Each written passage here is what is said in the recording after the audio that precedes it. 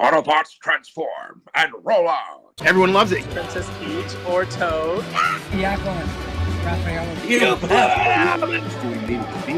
Like, what am I watching, man? Hey guys, we're here at the Cherry Blossom Festival 2025, and we're here with the legendary Donnie Dunagen. How are you doing today, sir? As a legend, I'm surviving. And if you don't know who this wonderful gentleman is, he is best known as Bambi. And the first question I gotta go with you is, how did you get the role of Bambi? I know there was multiple Bambis, but how did you be lucky so happen to be one of them? Well, I've been in 7 movies with parts. Okay. Little curly-headed kid with Son of Frankenstein, Tower of London. Eh? 7 good movies with parts. At age 7.5 to 5.5, 1938, 39, and 1940. I had not been in a movie I hadn't worked in one for about 4 or 5 months. And in the kitchen of our home near UCLA in Los Angeles, we had a phone on the wall. Remember the old-fashioned phones? No, you're too young. No, I know. Tube came out, cord came out, and Dial-up. And the phone rang, and I'm right there trying to steal a cookie probably. And my mother answered, and it was Mr. Disney on the phone. Mr. Walt himself. Yeah, sure. And Walt Disney Corporation does not mind at all my being 1,000% honest about all these things. We didn't know anything about Disney. Okay? We heard the name, but didn't mean anything to us. Right. We're working on these other films. Boom, boom, boom, boom, boom. A lot of work. He asked my mom if I would be interested in helping his artist put expressions on a deer. That's almost verbatim. Okay? My mom said, "What?" and he explained it very well to her. Apparently, I couldn't hear any of this. I'm right there by the cookie drawer. Right. And finally, my mom thought it was a good idea. Have some fun, right? Yeah. She thought it was a cartoon thing. We learned that it was not later. She thought it was a cartoon thing. End of the phone call. As we were supposed to do, my mom called our agent. Now this agent had been kind of liaison with us from the studio, but we're paying him. And my candid opinion right now and then was that he was from New Jersey, fast-talking, semi-crook dude, okay? Well-dressed dude. We're paying him, and he never got us into a single film. The studios always ask us.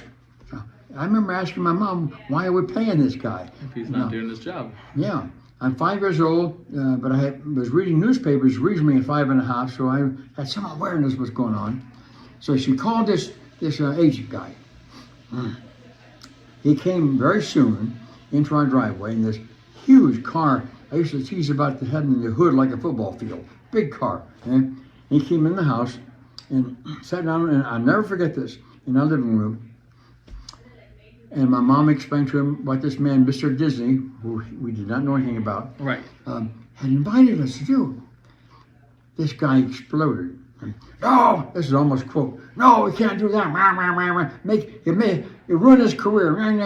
You know, really rude to my mother. He'd been rude before. Now, years later, in Golden Gloves and a Marine Corps team, boxing team, I boxed a lot. Yeah. It's a darn good thing I didn't box at 5. I'd have dropped this guy. He really rude to my mother. Finally, I looked at my mom, looked at him. I had heard a studio manager during the filming fire a guy who was messing things up. I know what fire means. It means I get out of here, right? So, you're fired to this guy. Now, mind you, I'm 5 years old. Yeah.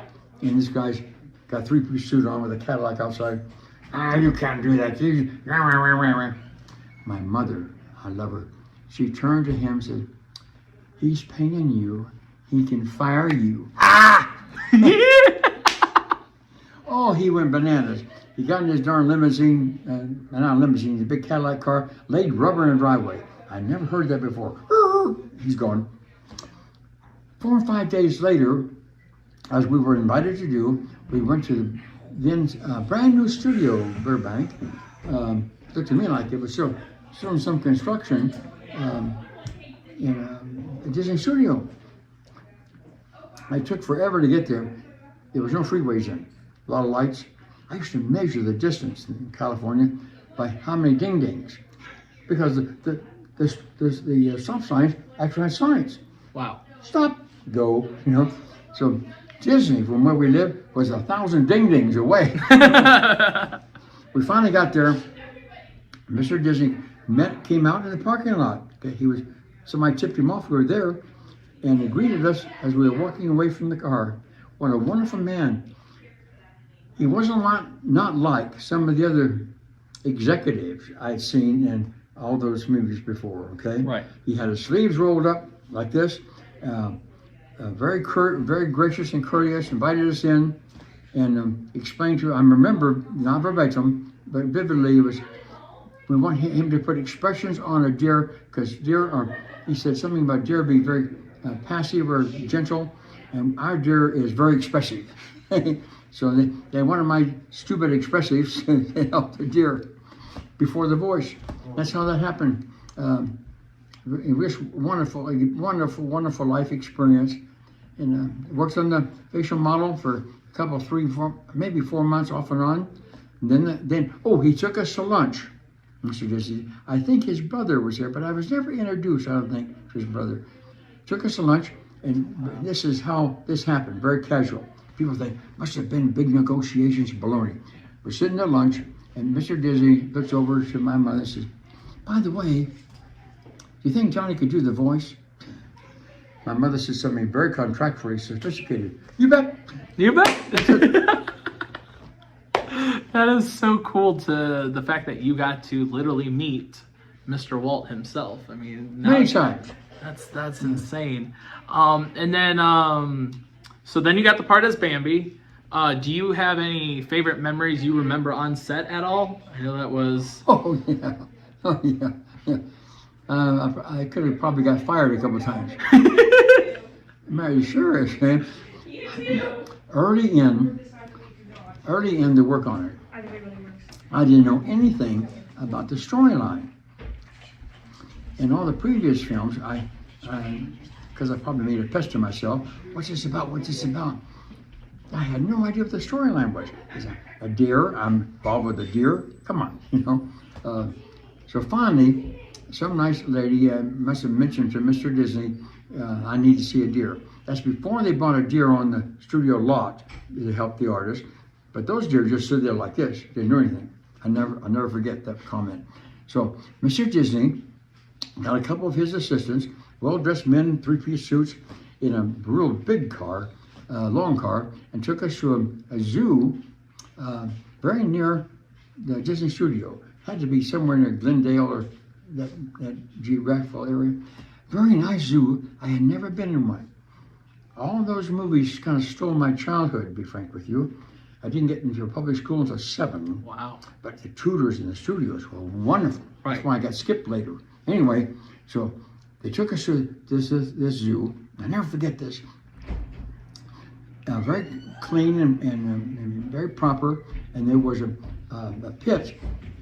By that I mean a very nice concrete, very clean area, about 2 feet down from the norm with a fence around it. And in this pit, very well-decorated pit, was a deer. One deer, okay? And here's that deer. Just like that. I thought it was a statue, you know? The nice guy from Disney went to a little machine over on the side, put some coins and got me some corn. So I went over, throw that corn down right in front of the deer. It's perfect. Here's the deer. Watch. That's it.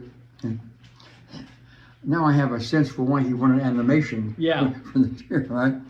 And was this an actual deer or? Yeah, an actual deer. Wow. Yeah, but he was just like this. Yeah. He looked at my corn on the ground.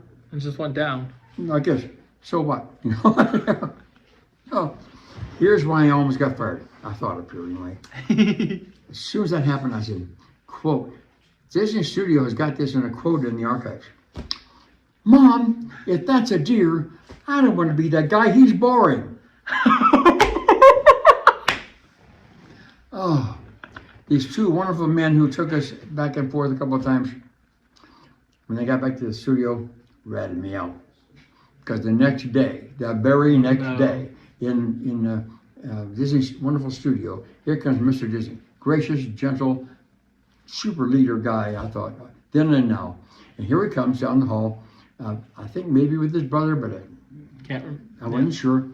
And I knew him real well by now. I'm going somewhere I'm supposed to go, I hope. And he stops me in the hallway with his hand up. And he says, Donnie, we got you to the zoo. How'd you like it? All I saw was a deer. It's fine, sir. And you saw your deer. Now you know what the deer looks like. Yes, sir. Then he looked at me, put his hand on my shoulder. Well, I was Looked at me. He said, Donnie, guess what? Our Bambi will not be boring. If this gets back, my mom will put me on peanut butter for a week. Oh my gosh, that's a great story. And then I know after Bambi, if I'm not mistaken, Bambi is the last thing you were credited in. I know you got to do the United States Marine Corps. And first off, I want to thank you for your service. And could you talk a little about that? What inspired you, or like, was that a choice that you chose to, or were you drafted in, or?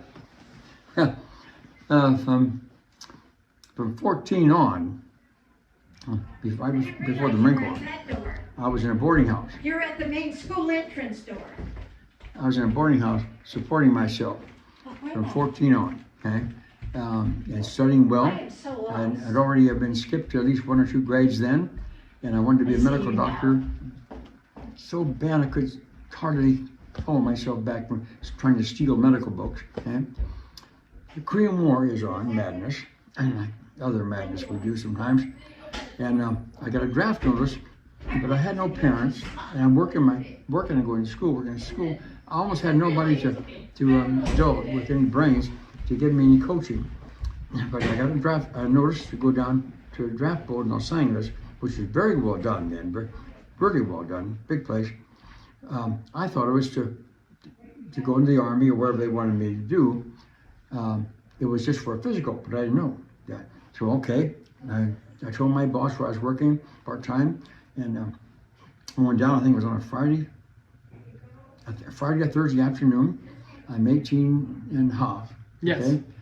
Okay? Almost 19, and I'm in the draft area, and the screening area, and there's 3 or 4 lines of us with just towels around us, mostly, and we're in line to go up to a big table where 3 or 4 people who I think were medical, maybe a doctor too. I tease about this later. I think we went up there just to make sure we could fog a mirror to go in, you know. I have no idea how that was, but we were in line to go. That's very important. The Marine Corps loves us. They got this document somewhere later. So I'm in line, and there's 4 or 5 guys in front of me and a few behind me, in a big room. In the corner, against the wall, like over here, out of the door came a guy who looked like a tree in a fancy uniform. He was a World War II type Marine. Now a gunnery sergeant or a first sergeant, a bunch of chevrons. I had no idea what they were, some stripes, right? Right. And he's in dress blues. I had never seen dress blues. I looked at, my gosh, who's that? You know? And he's walking against the wall like a guy that's sneaking. And that caught my eye. I'm watching this guy. Anyway, I pay attention back to the front. Pretty soon there's a tap on my shoulder. And I look up, this guy's 3 inches taller than me. I look up, you know, and at least I had the sense to say, sir, you know. Yeah. And he tapped me and says, son, aren't you he said, Dunagen. My name's Dunagen. Dunagen, didn't you play football for so-and-so? Yes, sir. And you're a golden old boxer. Yes, sir. Son, that quote, son, the Marine Corps likes boxers. We had a boxer team, we did in those days. And football, you love our football team. To the left. And son, you get paid. Paid. I wasn't paid for any of that. So I heard the word paid. Oh boy. And he said, come with me, I'll get you to the Marine Corps. Not too many years later, people would introduce me, and even a couple wonderful generals at banquets and things. And They'd say, and he must have studied the Marine Corps and picked the Marine Corps. They knew better, and I would tell people different. You know, I didn't know anything about it. I didn't know a darn thing about it. But so he took me off. I said, okay, I'll go. That's how unsophisticated that was, right? On the elevator, a couple floors. Half hour later, I'm sworn into the Marine Corps. I didn't have my clothes or anything. They had me go back. I had my little car outside, get my stuff, personals. Came back the next morning, putting me on a train in charge with a clipboard, in charge of at least 20.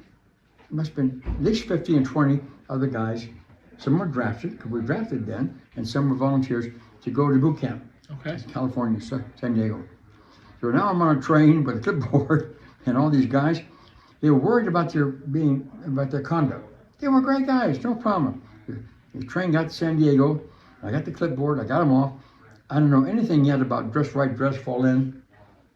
All I knew was huddle. And I said, huddle up here, guys. And we did. Then another tap on the shoulder. I got the clipboard, here's the guys. Tap on the shoulder, look around, and here's two guys with interesting hats on. They were Marine Corps drill instructors at the train depot to pick us up, right? And he tapped me on the shoulder and says, let me have the quote. Let me have that boy. Get back in there, I'm in charge. And I walked back in and I said, God, I'm fired already. They wrote that down. Years later, that surfaced. I said, I'm fired already. Now here's the contrast. You're gonna love this. The Marine Corps in those days loved this story. Others folded, not me.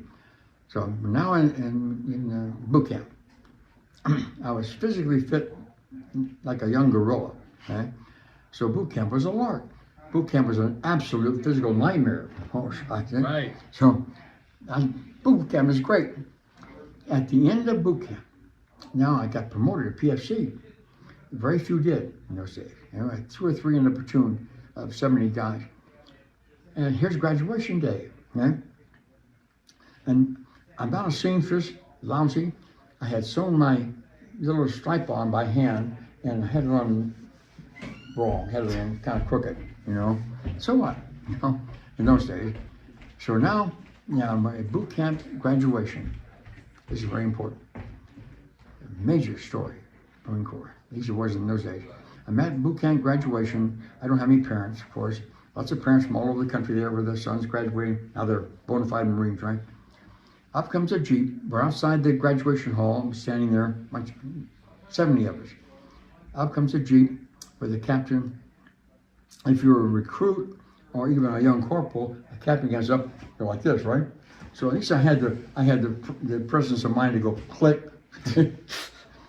And up comes a captain in a Jeep and a big sergeant. They call my name and said, we have special orders for you. My drill instructor went, what? You know, and I didn't say that. Yeah, I said something clever like, yes, sir.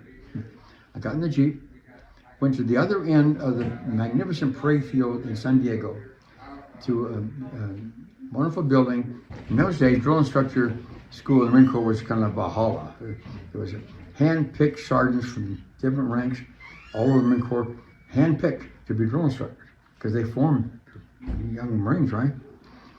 I'm going to go to drill instructor school as a PFC. Had never been done before. Wow. Then or now, I keep hearing, okay? But I didn't know any better. It's like, okay, I'm going to be a drill instructor, right? I went to drill instructor school, went inside, and remember typewriters? Yeah. Lots of typewriters, red, tat, everywhere. Got to the end of the hall, the room, I'm sorry, and this is famous.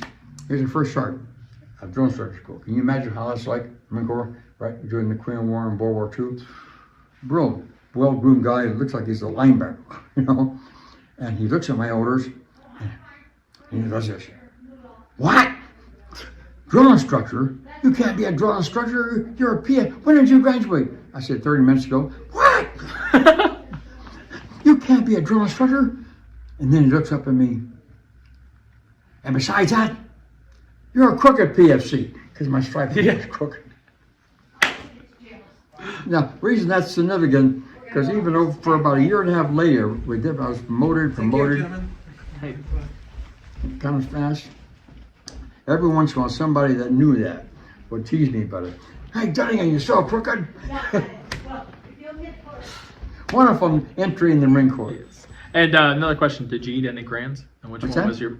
I said, did you eat any crayons? And which one was your favorite? That's a Marine joke. Usually Marines eat crayons. Oh, That's why I asked if you ate any crayons. no. No, okay. No. Well, never mind then. But last thing before we go, what is your favorite color? Green. Green. Hey, that's a great color. And are you on any social medias that you know of? No. No. Okay. Do you have any upcoming events? I have a lot of tutoring I do for children that can afford it. Awesome. And I do some volunteer work for the Salvation Army. Oh, that's amazing. And 3 or 4 of those social outreach things. I'm trying hard to find a couple of veterans I've heard about that are disabled and live alone. I just learned about, and we've got some people trying to find out where they are in our county. If I can find them, I can get them into some extra help. Awesome. Are you going to any upcoming conventions or anything like that, like Comic Cons or anything? Oh, I love those, but I don't know.